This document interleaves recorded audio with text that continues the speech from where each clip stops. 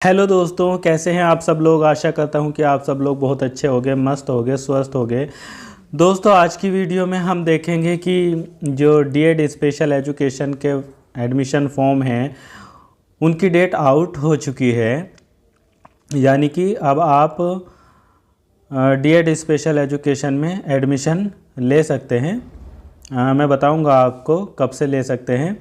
इससे पहले अगर आपने 10th के बाद में 12th आपका इस बार कंप्लीट हो गया है या पहले से ही कंप्लीट है और आपके 12th में 50% मार्क्स है तो आप इसमें एडमिशन ले सकते हैं।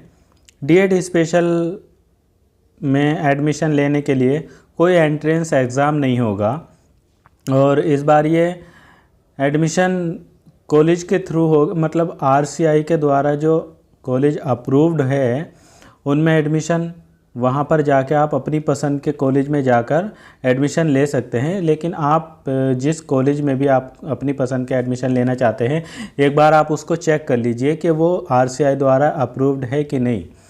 अगर आरसीआई द्वारा अप्रूव्ड नहीं होगा तो उससे डीएड स्पेशल करने की मतलब आपको कोई फ़ायदा नहीं होगा।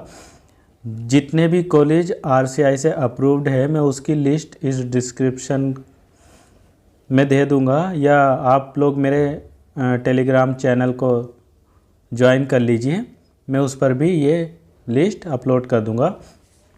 तो आज हम देखते हैं कि जो ये आरसीआई की तरफ से एक नोटिस निकला है तो इसमें क्या है। इसमें लिखा है admission notification for the academic session 2024-25।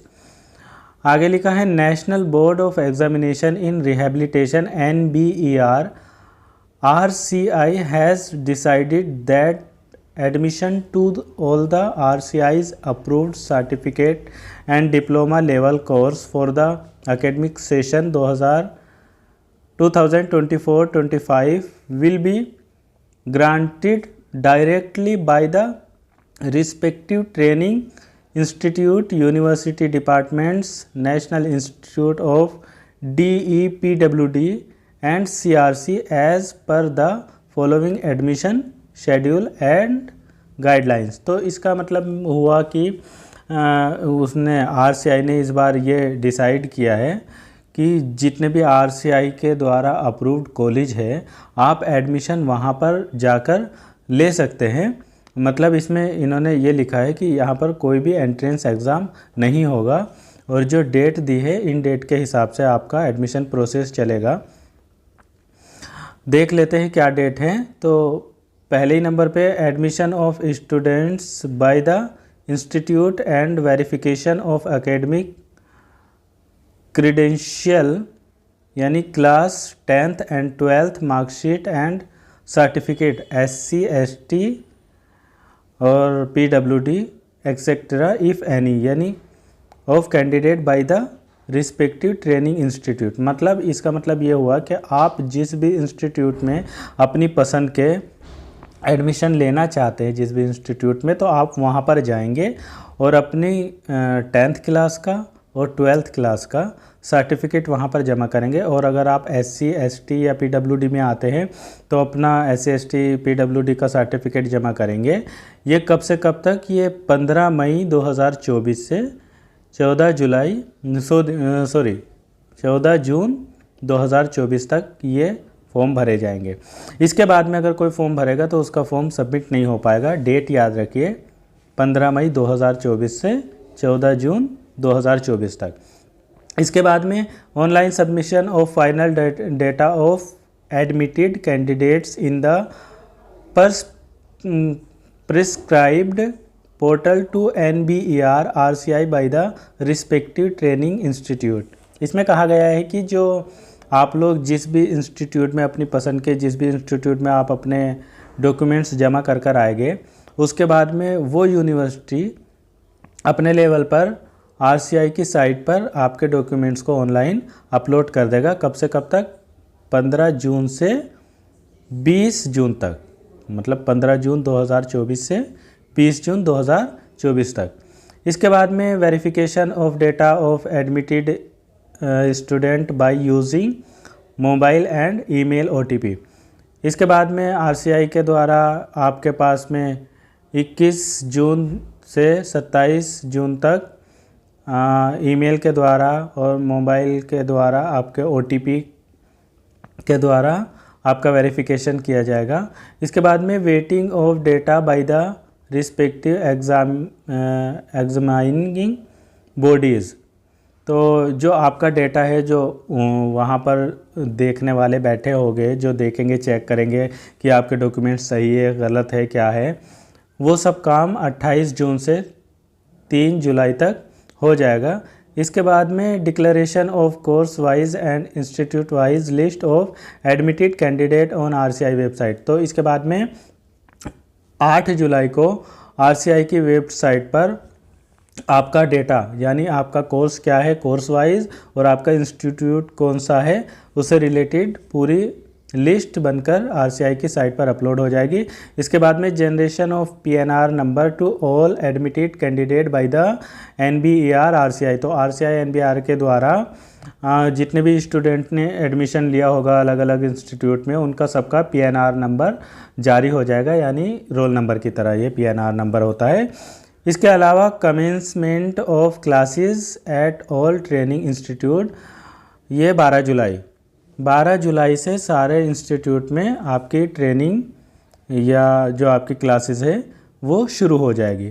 तो एलिजिबिलिटी फॉर एडमिशन के लिए मैं आपको पहले ही बता चुका हूँ, आपके पास में 12th होना चाहिए, वो भी 50% मार्क्स के साथ। इसके अलावा जो परसेंटेज है वो कम ज़्यादा हो सकता है।